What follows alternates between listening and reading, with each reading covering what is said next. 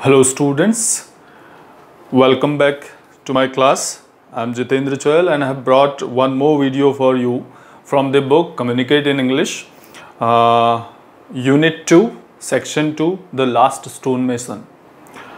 So, in the previous video, we have discussed up to this point where the old man was very much disappointed because his son had already left him, and now as he was carving the statue, carving the sculpture of Lord Krishna, so he was feeling weak because he kept working throughout the night, throughout the days without having anything, neither water nor food. Okay, so he was feeling very weak and he grieved very weak. That's why he thought and he decided and he told his young servant Salim, that he would not be able to finish that statue or sculpture. And then he told to his servant Salim that if Gopal had been there, then the things would have been different, means he would have been able to complete that statue or sculpture. Okay, and then he accepts this thing. The old man admitted this thing also, that Gopal was not one of the best craftsmen, but he was good and strong enough. Okay, and he had the ability to chip off the slabs from the stones as if he was cutting out the slabs from the clay. In the same way, he would cut out the slabs from the stones. And he told that, but if Gopal had been with him, so he would surely learn that carving and making the statues and sculpture within 1 or 2 years, and he was sure for this. So after this, he fell silent. It was the features and hands that gave him trouble. Okay, and then he fell silent. The old man fell silent. Then again he spoke and he told that it was the features and hands that gave him trouble.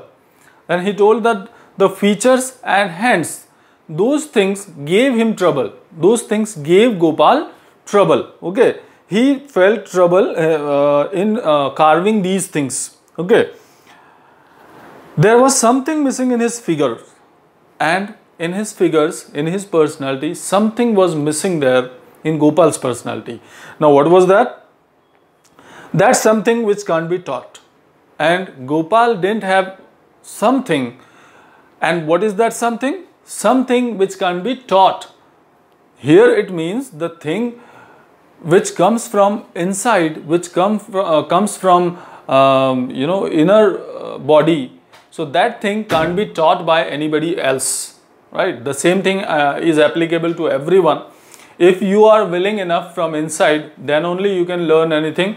If you are not willing, as you cannot learn from any guide, from any teacher, from anybody, you cannot learn until and unless you are not ready from inside, until and unless you are not willing to learn. Okay, so the same thing was with Gopal also.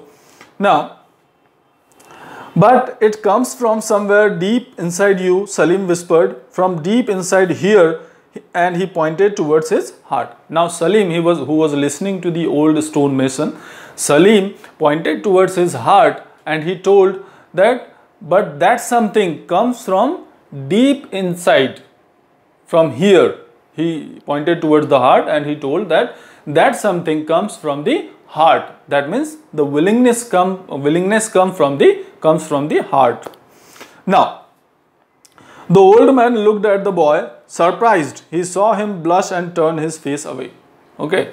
Now, the old man, after listening this, when Salim told this thing, so he was very much surprised. The old man was very much surprised, and he looked at the young boy's face. The face was blushing. So the old man turned his face. After throwing a glance towards the young boy's face, he turned his face away from the young boy's face.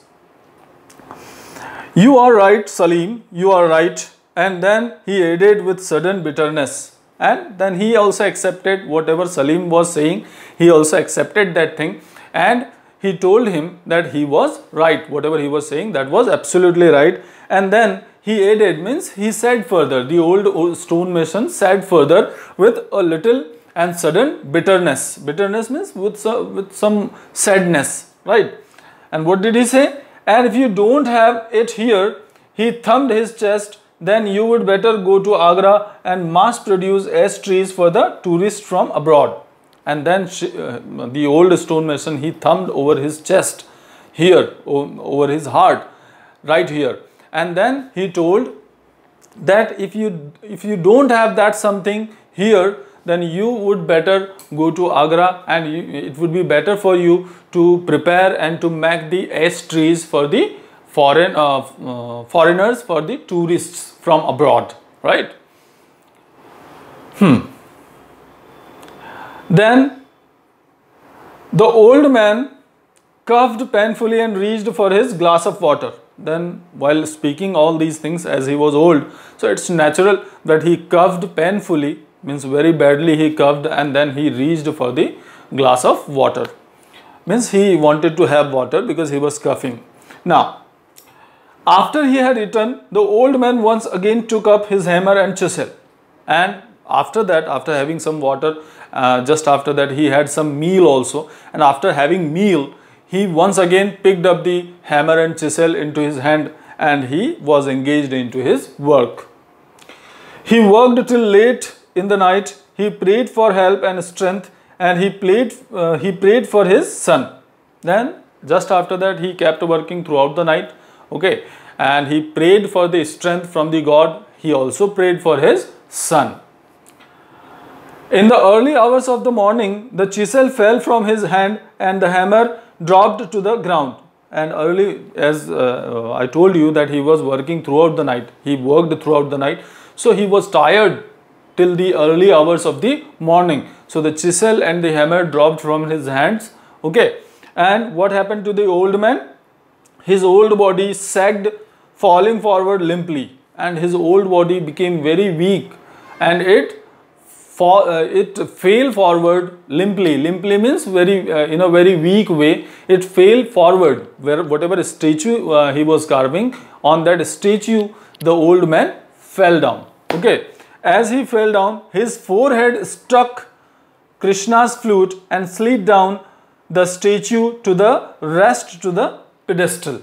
And then as the old man fell on this Krishna's statue, what he was carving, so his forehead, the old man's forehead, was struck with the flute which was there in Krishna's hand. So, and just after that, after striking there, the old man slid down. Slid down means just taking the support of that statue, the old man slid down, and it came into the footsteps, or you can say at the pedestal. Pedestal means if some statue has been built, so the base part of that statue is known as pedestal. This part is known as pedestal, right? So he struck, suppose this is the Krishna's statue, so the person, old man, struck here at the flute of Krishna, and then it slid down with the support of this statue. He slid down up to the pedestal to rest there. Now, "Hey Ram," he muttered, and sank into a comfortable darkness. And then he muttered, "Hey Ram," as he fell down.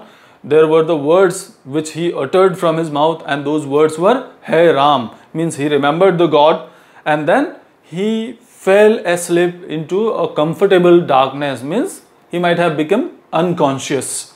Now, when he opened his eyes, he found himself lying on a cot in his bedroom covered by a light cotton blanket. Now, what happened when he woke up from his unconsciousness, when he became conscious? So he opened his eyes and he found himself lying on a cot into his bedroom, and he was covered with a light cotton blanket. From the workshop, the chipping sound of chisel reached his ears. He listened. Had his ears deceived him? No, he could hear it again, the strong blow of the hammer on top of the chisel. Now, as he woke up from his unconsciousness, so he heard some sound, chipping sound. Chipping sound means, sorry, if anybody is cutting the stone's layer from a big slab, if it is being cut into a layer, So that is cutting, and that action of cutting is known as chipping. Okay, so he heard that chipping sound of the chisel and the hammer from his workshop, and as he heard for some time, for a while, he could not believe on his ears. He thought that his ears were deceiving him. Okay, but it was not so. He heard that sound again, and he thought that probably his son Gopal had come. Right, now what was there? Let's see. Gopal, he was back. Gopal had returned. He would help him. They would finish the statue. He stumbled to his feet, crossed the small room, and reached the door. So the old man thought that his son, when he heard the chipping sound from the workshop, so he thought that his son Gopal had come. He had returned back. Okay, so he was very happy, and he rushed towards the workshop. Okay, stumbling means he had got very weak, so he could not walk properly. So stumbling, in a stumbling way, he went straight towards the workshop, and he crossed that small room, and he reached the door of the workshop. Gopal, he was about to shout when the words froze on his lips. No, he wanted to cry out, stop the work. Now, whatever he saw after looking at that work from the door of the workshop, whatever he saw into the workshop, he was about to shout his son's name. But after looking at that work, and after looking whatever he saw inside the workshop, his words were frozen. His words were frozen into his mouth only, and he could not speak. He could not utter a single word from his mouth. But after looking for a while, he then spoke, no, stop the work. Okay, means somebody was working there in the workshop, and now this old man didn't want that person to work on that thing or to work there. Okay, that's why he told, stop that work. But he couldn't move. Shock had immobilized him. Okay, but the old man couldn't move from there, because the shock, whatever shock he had got immediately, just there and then only. So that shock had immobilized him. Immobilized means that shock had made him motionless. He could not move from his place. Right. He stood staring at the back of the young stone carver, working on the face of the statue, on the eyebrows arcing over a pair of fine eyes. Okay, now he just stood staring, because he could not move ahead, so he just stood staring at the staring means looking continuously. So he just kept looking at the person's back, who was working in the workshop, who was working on the face of the statue. Okay, and he was carving the eyebrows and eyes of that statue. Carver means the person who was carving that statue in the workshop. It wasn't his son sitting cross-legged before the biggest statue he had ever carved. It was Salim, his servant. And why did he shout? Why did the old stone mason shout? Because it wasn't his son Gopal who was working there in the workshop. It was his young servant Salim who was carving that statue, right? That biggest statue. The old man watched stunned. The first wave of shock, fear and anger passed. Okay, now that old man kept looking at the boy in an amazement or shock. He kept looking at that boy. Okay, and then the first wave of shock, fear and anger that was passed. Means at the very first view, when he saw that boy working over the statue, so at that time he got angry. He had a kind of fear in his heart, and he got shocked also at that time. But that first wave passed away, and now his mood was changed. Hey Ram, the old man whispered, Hey Ram, and tottered over to the boy. And now, after looking this, the old man he uttered the words from his mouth. Those were, Hey Ram, and he tottered towards the boy. Tottered towards the boy means stumbling in a stumbling way. He went to that boy. Okay, and dropping his hand on his shoulder, he said softly, Salim. Okay, now he put his hand, the old stone mason put his hand on the shoulder of Salim, and he whispered and he told in a soft voice, Salim. Okay, he called him, he addressed him. The startled boy turned and looked up at his master. He rose to his feet clumsily, the hammer and chisel still in his hands. Okay, as he looked up to his master, as he looked up to the old stone mason, so he stood up on his feet clumsily. Clumsily means, suppose if you have been working since a long, so it takes some time in getting up. Okay, so the same thing happened with that boy also, because he was a little bit tired. Okay, so clumsily he stood up. Okay, and still the hammer and chisel, these things were in his hands, the young boy's hands, in the young boy's hands. Salim, the old man, searched for words. Now the old man didn't have any words to say to Salim. Okay, as he addressed him at that time, he could not think what to say to Salim. Okay, so he kept saying, okay, I only wanted to help. Now whose words are these? These are the words of Salim. Actually Salim, when he looked at the old man, so he stuttered. Salim stuttered for a while, and then he told, I wanted to help you. Means he stuttered haklaya. Okay, and he stuttered and he told that he wanted to help that old man. Whispered the boy, he told in a very low tone. I will learn if you teach me, Master Ji. I have practiced secretly for almost 2 years in the quarry. And then that boy told, Master Ji, I will learn if you teach me. I will learn this carving of this sculpture if you teach me, because I have practiced this in a quarry for 2 years.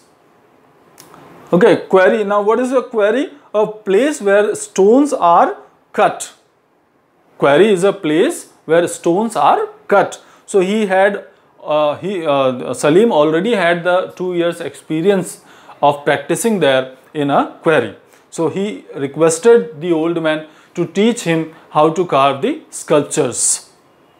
I am a Muslim. I know I should not carve the image of God, but isn't this different, Master Ji? Now he told that just because I am a Muslim, so that's why I don't have the right to carve the image, carve the statues of the gods. But don't you think that this is something very different? I am also a human being, and why can't I carve the statues of the god? He asked this question. He meant to ask this. I am carving a sculpture, aren't I? I can carve a sculpture, aren't I? Means he told that I can also carve a statue of God. I can also carve some another statue. Can't I? He asked this question to the old man. Actually, he wanted to ask, if I am able to carve this statue, I have the skills, then why can't I carve the statue? Why can't I make the statues? Right? He had this question, and with this question, he looked at the old man.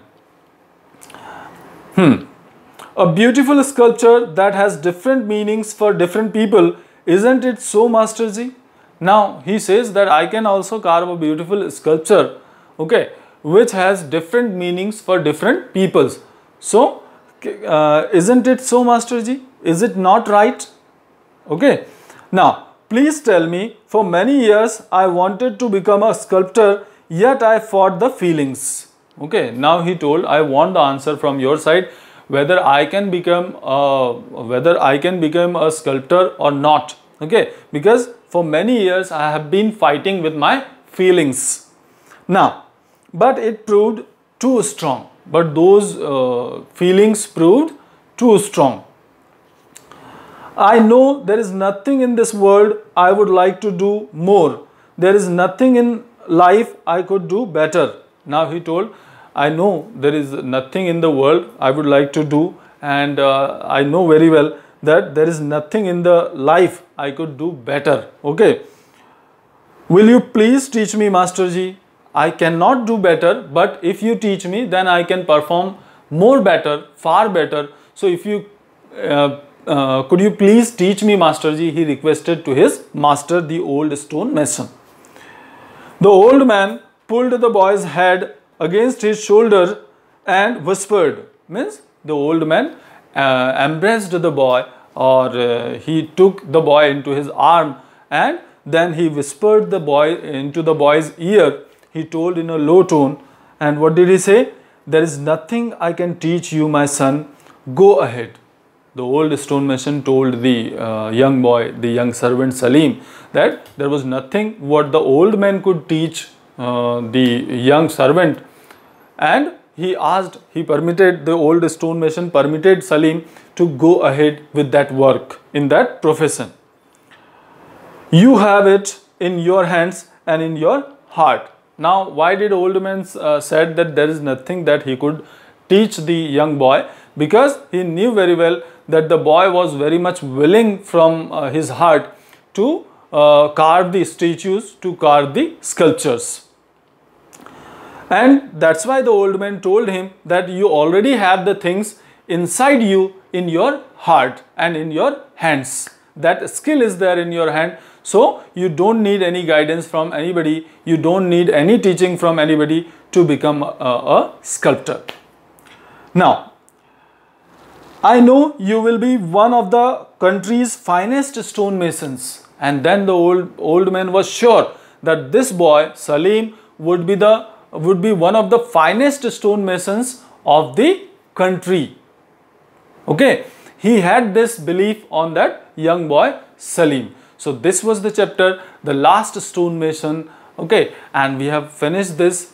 This chapter ends here, and I hope you must have enjoyed it. You must have understood it. Okay, you would have understood it. Okay, now shortly after some time, I'll be present in front of you with a new video from a new chapter. Okay, so thank you very much.